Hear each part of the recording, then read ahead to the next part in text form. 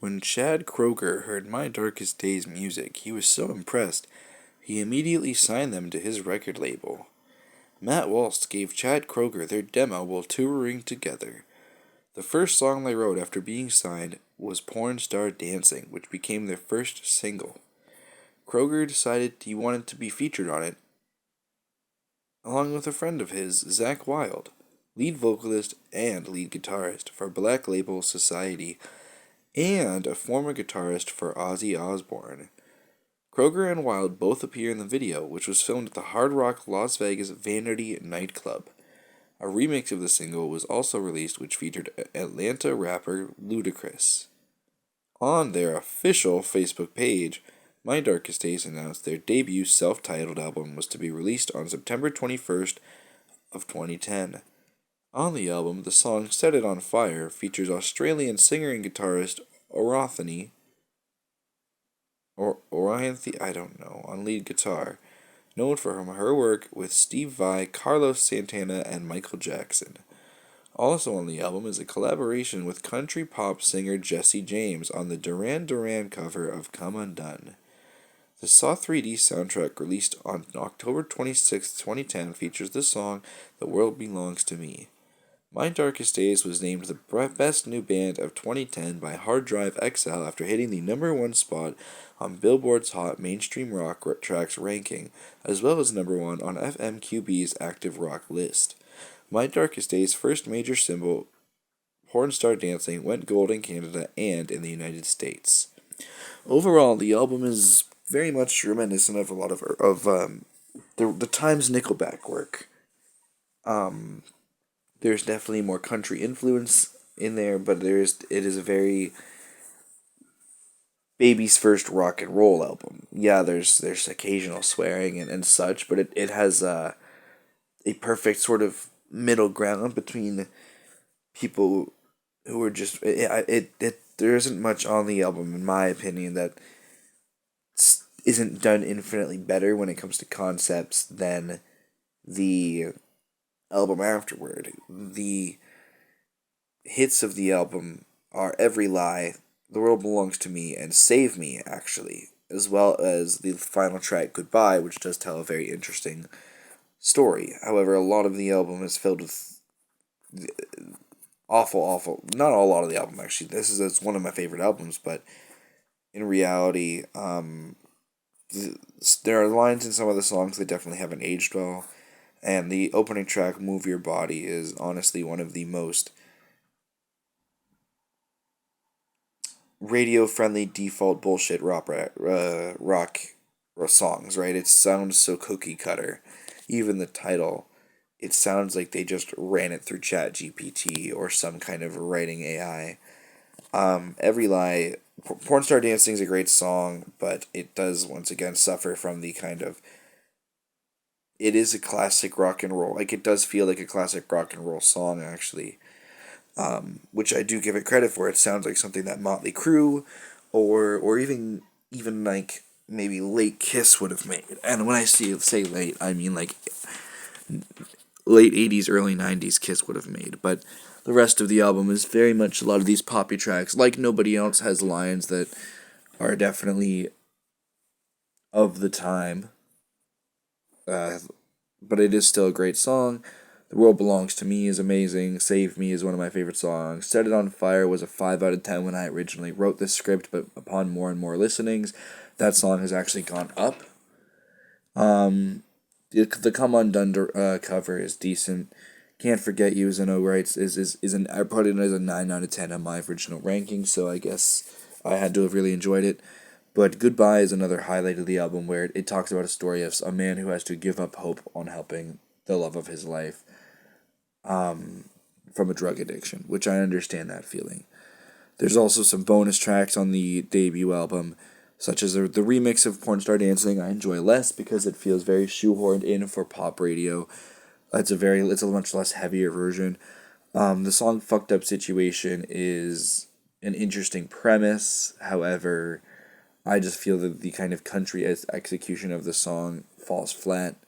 Without You is a masterpiece, actually. I think out of any song ever written with Matt Walsh in it ever, both from this band and his future bands, Without You is honestly, it's amazing. My mother listens to this. This was my mother's wedding song. This is very much like universally loved in my family. This is my wedding song, and it's so interesting having, because I had this was the first song I heard by this band, and I had assumed that there was not much else to it. I thought that this band was probably one of those sappy emo songs, but when I listened to this album and it was giving Nickelback vibes, I didn't understand. But this song is very unique, and that's probably why it was included as a bonus track, as Chad Kroeger did produce this album, and I'm sure was more or less wanting them to more follow in his footsteps, and basically be another Nickelback, as, yeah.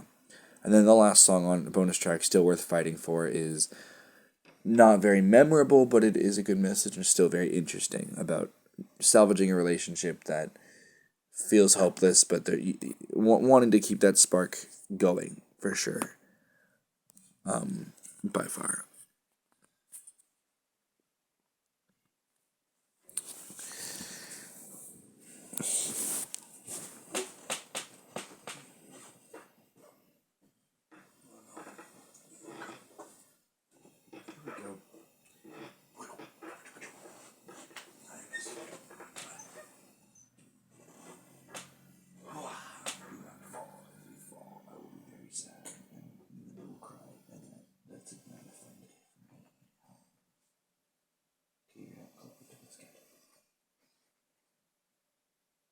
Oh, that's not what I wanted. I'm an idiot. I wanted the very bottom. That was, oh no. Please close, I don't want you still.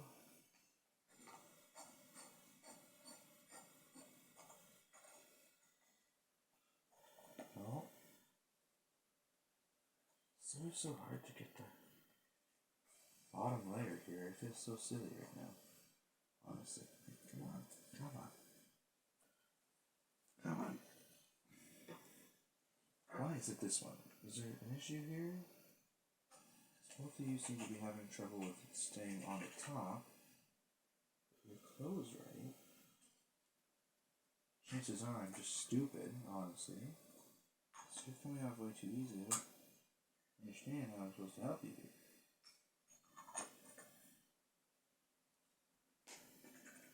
Do I need to just...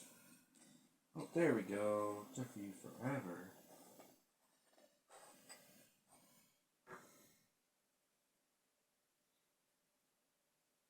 We'll figure that out later.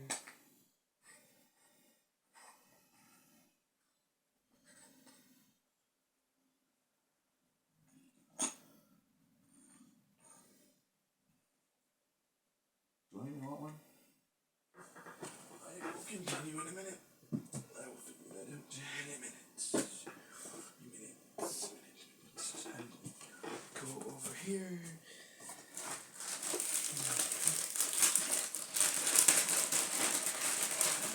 I just got a bad part last time with this cake. I kind of want to eat more cake.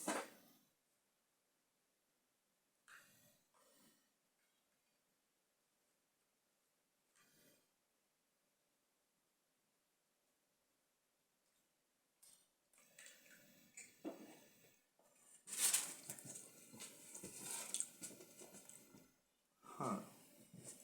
I didn't taste it that time.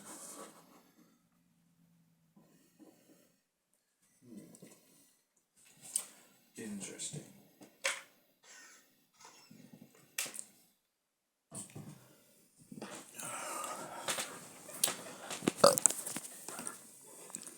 Oh, that tastes good. I kind of want more now. What the fuck?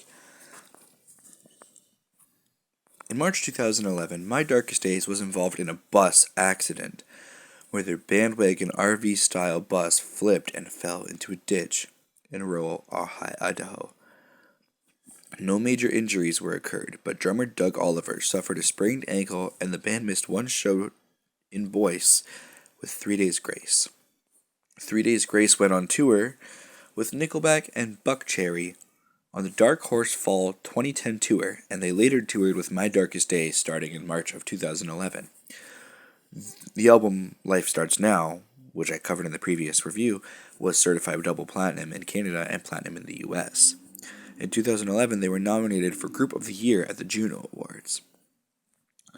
It was announced on the official Facebook page that My Darkest Days would be entering the studio in October of 2011 with Joey Moy of Mountain View Records to start writing new material for their next album. On October 7th of 2011, the RCA Music Group announced it was disbanding Jive Records along with Arista and J Records and moving all the artists signed to the three labels to its RCA Records brand, which included 3 Days Grace and My Darkest Days.